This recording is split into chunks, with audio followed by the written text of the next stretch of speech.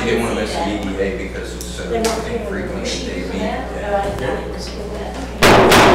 I'd like to call this Centerville Town Council order, December 12th, 2024. Please stand, join me in the pledge.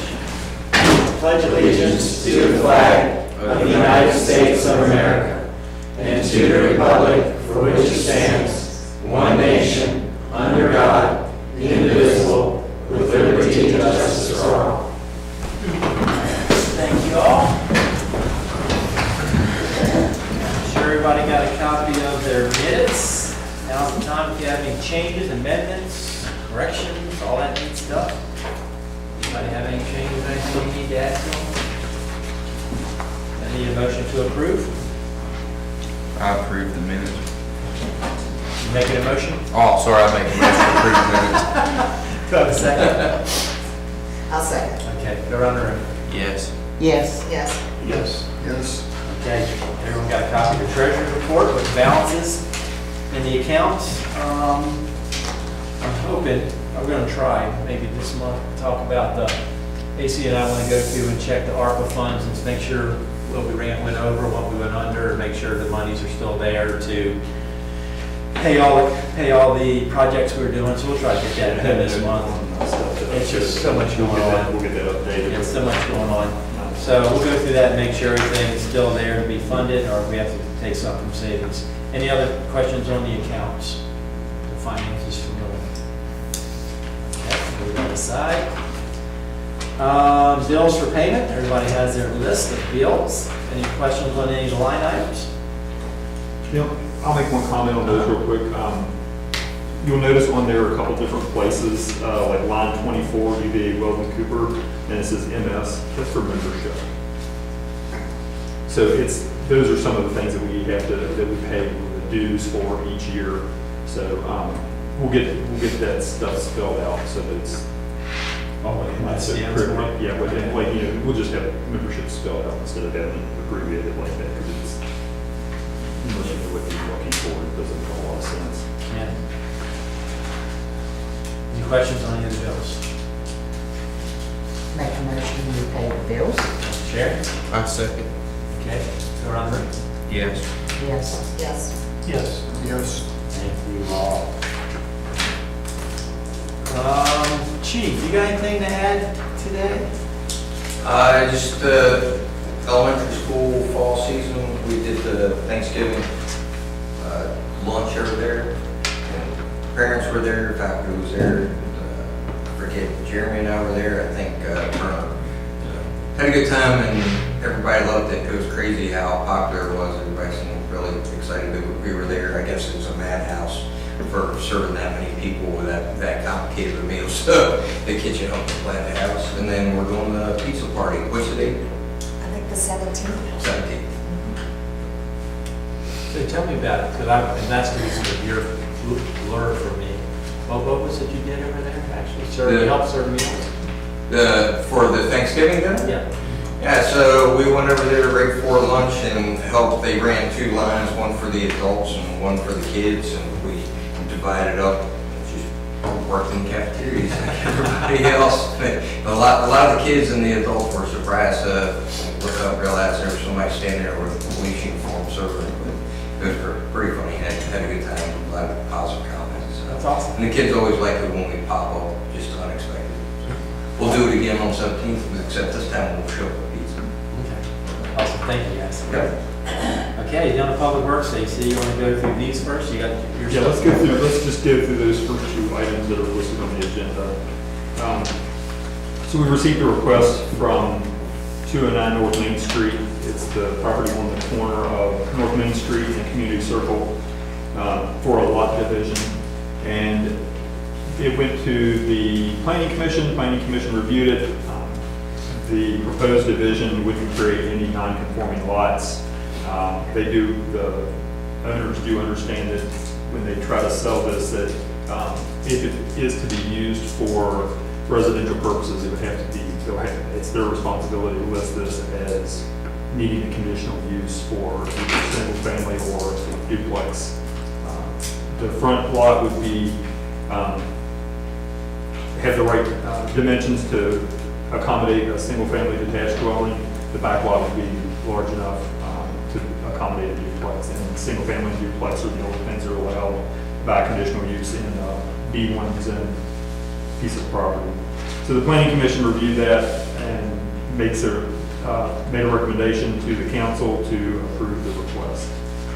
You have any questions on the property, the lot line revisions, and all that stuff added in there? It's nice to see it's gonna be some done with it. It's been, what, 20 couple of years, I'm guessing. and it's all- It might be closer to 30 years since it's been inhabited. If there's no questions, we need a motion to approve. I make a motion to approve the lot line, to the lot division request. Have a second. I'll second. Okay, any further discussion? Okay, Veronica? Yes. Yes. Yes. Yes. Okay, thank you. McCauley Warehouse, conditional use, we met with, or I sat in on, I didn't meet with. So we had the public hearing last month for the conditional use for the warehouse. The two concerns that came up during that were the traffic, because the access is through the middle of the trailer park, and then the lighting. And so at the planning commission meeting, the planning commission discussed that with the potential new business operators. And we talked about the lighting, and the examples that they had would meet our requirements as far as the dark skies initiative. I actually forgot that we had adopted and amended the land development regulations, so we have all of that stuff spelled out in our LDRs. So that would go for anybody who want to do modifications to business with lighting and stuff. We already have all of that stuff in there. So the transportation was really the key. And looking at the ordinance, the entire list of what would be permitted by right, because that is a deeded right-of-way into to that property. There are a lot of other uses that could potentially have much higher impact traffic-wise than what they have proposed. The planning commission talked to everybody that was in attendance at the meeting, but ultimately they formulated a recommendation to council to approve that request for the conditional use permit for the warehouse. And he said it's probably not enough. Traffic, at least. Least intense. Right, if face of this could work, then it could end up being a retail store or anything like that. Yeah, there are so many permitted uses there that would have a much higher traffic volume, or generate a much higher traffic volume than what they're proposing to be used to be. And that would be by right, the other. Right, exactly. Okay, any other questions about the lighting was what we had addressed, and we want to talk about traffic. BZA approved, that was the first step, the BZA approved Yeah, the BZA. variance on that one. Just wanted to make sure. Right, exactly, yes. Okay. And if there's no other questions, we need a motion to approve the conditional use permit for Valley Drive Warehouse. I make a motion to approve the conditional use permit for McCauley Drive Warehouse. Okay, do I have a second? I'll second it. Okay. Okay, go around the room. Yes.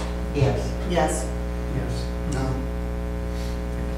Okay, now what else you have to say? Okay, you probably noticed that they're still doing a lot of work out here in front of the office on the sidewalk crosswalk project. So they're into the part where they brought the crew in to do the crosswalk signals. So that's what all of this work that's been going on out here the past couple weeks has been for.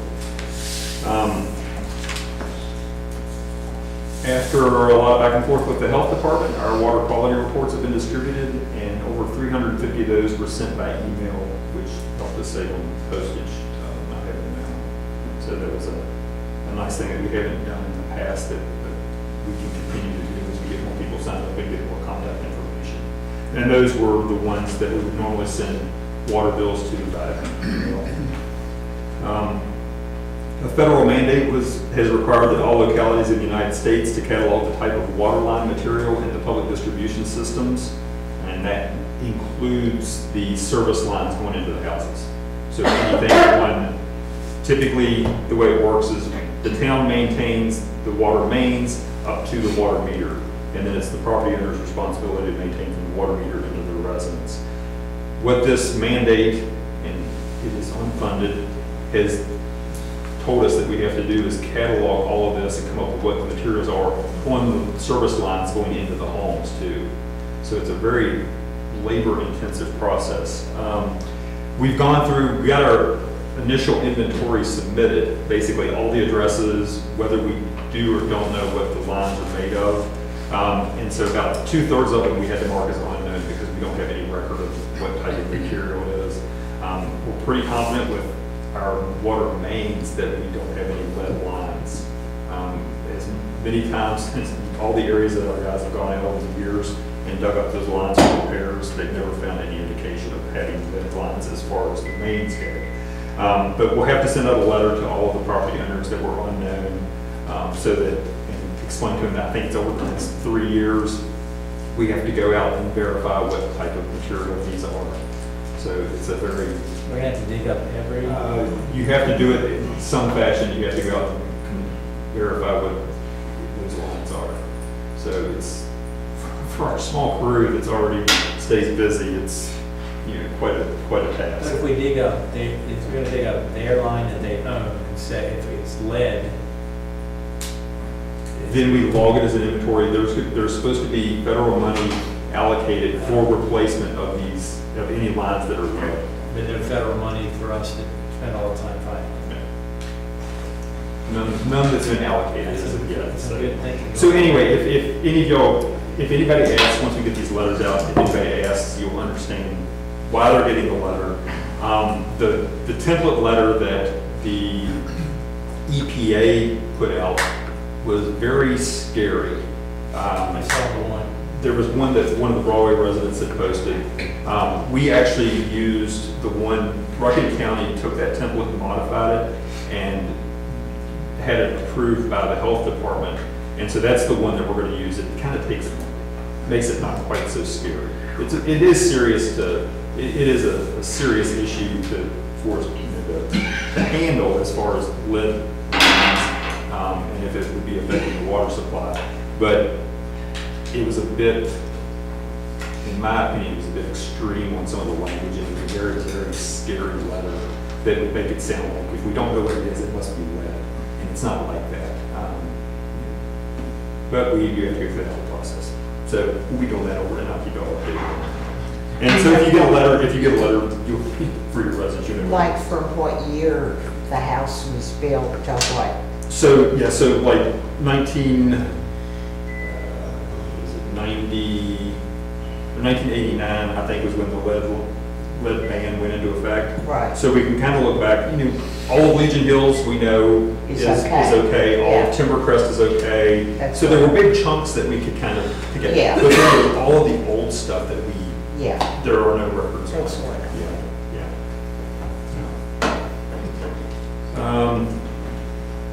I sent out the information about the coalition against bigger trucks.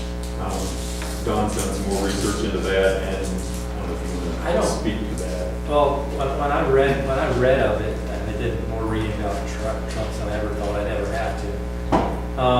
Basically, it's, the first two sections deal with logging trucks or sawdust or stuff generated from them, and it's up to, it approves up to 90,000 pounds. But if you read the regulations, you're allowed for like $130 a year, you can get a permit to allow you to carry 130,000, or that 90,000 pounds anyway. Then the other one is allowing it an 80,000, from an 80,000 to have a 6-wheel tractor trailer, which are typically 5-axle, but they're 6-axle now, to allow it to go to interstate to carry 90,000 pounds. So I really, when I look at it, I don't know how it really deals with us, because we're not gonna have many 6-wheel, 90,000 pound lumber trucks coming to downtown Timberville. But it's up to you guys. I mean, I don't know. At first I thought it was dealing with everything, but the first two deal with purely lumber in the forestry section of the, let's see, what do they call it? There's a section in there under maximum weights for vehicles hauling forest products already in the rules, and it says you can have 90,000 pounds on a 5-axle, 48-foot trailer. so that's already in the system that you're allowed to have. It costs you, I think, $130 a year for a permit. So I don't know if it's being put in so people don't have to wait permits to do it. I don't know the reason for it, but they can do it right now by special exception or whatever, so. At first move, when you read, he thought of things like the chicken trucks and stuff like that, but it seems to be the other one is for heavy loads going down the interstate. And it's like the back end of a tractor trailer has an extra axle. I haven't seen many of those before. Yeah, the only thing that we saw that would have been like FedEx trucks that, the double trucks or Yeah, something. the double trailer things, you don't see a lot of those. So I don't know if we feel that we need to express our, Or if you want more information on it, like I say, I can always contact the coalition and have them come in and give a brief presentation. It's up to the council, but anybody feel necessary for us to do anything in reference to that. I think it's, personally, this would be, I never paid for it. You know, that's their job. As a local mayor, I don't know if I got much say in the truck. Anybody disagree? Then we'll move on. don't lose any interest. So, okay, thank you. Yesterday, I met with representatives from Cargill and the Center for Child Rights in Business. And they are starting out, first I got an email asking if we could have a meeting. And they said that they were working with Cargill. So first thing I did is contacted Cargill. I get all kinds of emails all the time of just lots of spam and scams and different things. So I contacted Cargill to see if it was legit, and it was. So I met with them yesterday. The center is, it's a global organization, and what they're focusing on, the way it was explained to me, so Cargill is very strict in their hiring procedures. They run 3 shifts. The first 2 shifts are production shifts, the third shift is like a cleanup shift, and apparently that's kind of common with poultry industry or food industry. So the first 2 shifts would be operated with their own employees that Cargill hires. The third shift, the cleaning shift, is typically contracted out to another company. And so Cargill doesn't have control over the hiring procedure for that.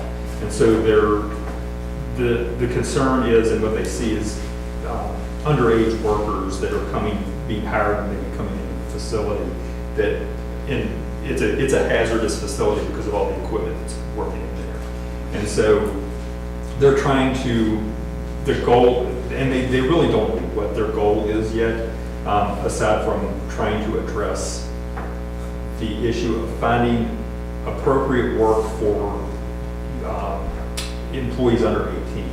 So they're trying to get some kind of engagement throughout the community to see if they can come up with some kind of plan. And they're looking at like a regional type idea, so that they maybe everybody thinking about this all together and come up with some kind of ideas for what can we do to create jobs for 16 and 17-year-olds who legally can work, but they can't work in those hazardous conditions. So It's because some of them are 16 or 17 and saying that they're 18. right, yeah, and That's Cargill's- where part of the problem is I have what was explained to me the other day. Okay, yeah, so that's the thing, is Cargill's very strict on weeding out those. They have a very good process of weeding out applicants who are misrepresenting their age. But so Third shift and then shift. right. And that's why Cargill's involved, because it's not like a watchdog group coming in and being like, you're hired on all these young people and you're doing it predatorily. It's that they're misrepresenting their age, and how do we stop that? Yeah. And because a lot of the population that is underage that's trying to acquire employment, they're doing it because their families need them to work. It's not, there are plenty of other probably opportunities, but maybe not that pay quite as good as what they do kind of get in the facility. So, but anyway, just wanted to let you all know about that. It was a very interesting meeting. There were 3 representatives from Cargill, and then a couple, 2 individuals from the center. One who is stationed, I think, in the Midwest. She's originally from Turkey, and then the other who is stationed in Hong Kong. Obviously, they have a really large focus in Asia and Africa, because just there's not nearly as much regulation on child labor laws there, so it's a lot more activity. But she's currently stationed in Hong Kong, and she's originally from Switzerland, so I don't typically have this kind of conversation. The groups I'm involved with are usually a little more local than that.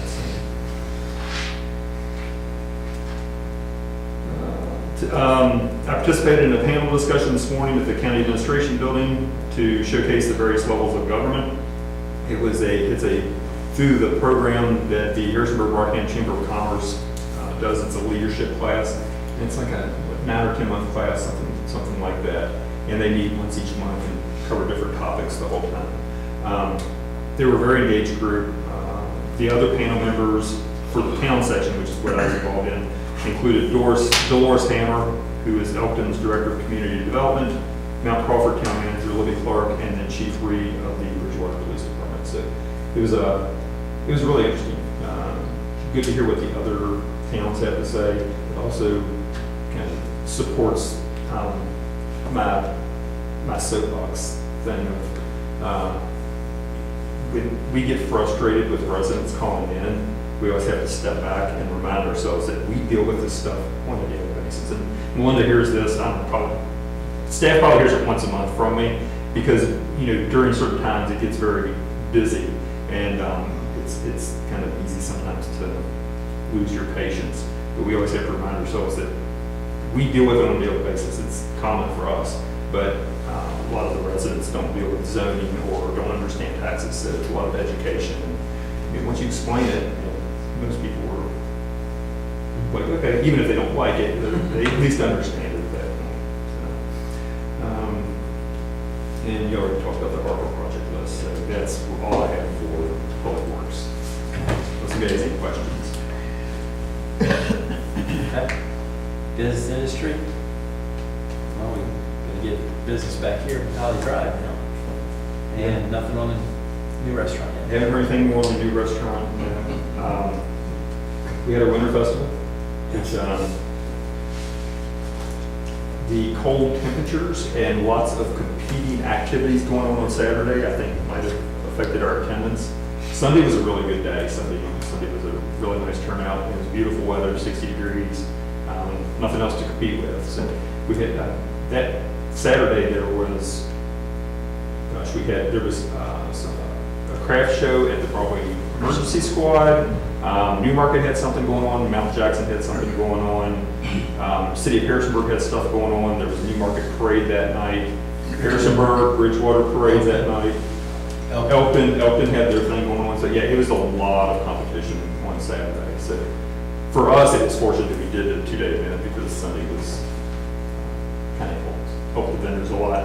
And I want to thank the vendors, the crafters and the vendors that showed up and set up, and the food trucks, the Rurtons for parking the cars, the ag and tech students from BHS for parking the vehicles, Santa, the Grinch, and especially the employees for showing up, committing the time to that for the weekend. And Cecilia in particular, because she's the one that coordinates all of this stuff. So she does a good job. She stresses about it, but she does a good job. So, and it's we're more food trucks each year, so we have the bathrooms. We've got a lot of comments on the bathrooms over there, so that's what we kind of lean towards the bathrooms a couple bit more, and it makes it much easier. And comments such as, with the cold weather, right, bump up, it's like, oh, we can actually go in there and actually use it was actually use the facilities instead of trying to like maneuver around in a portable toilet with lots of clothing. It was cold Saturday, so it was, town employees are troopers to be able to do that. I did an hour or 2 miles Saturday. It was getting warm.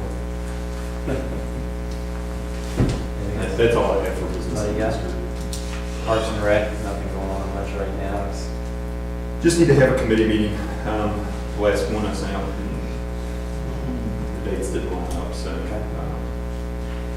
we'll get that in before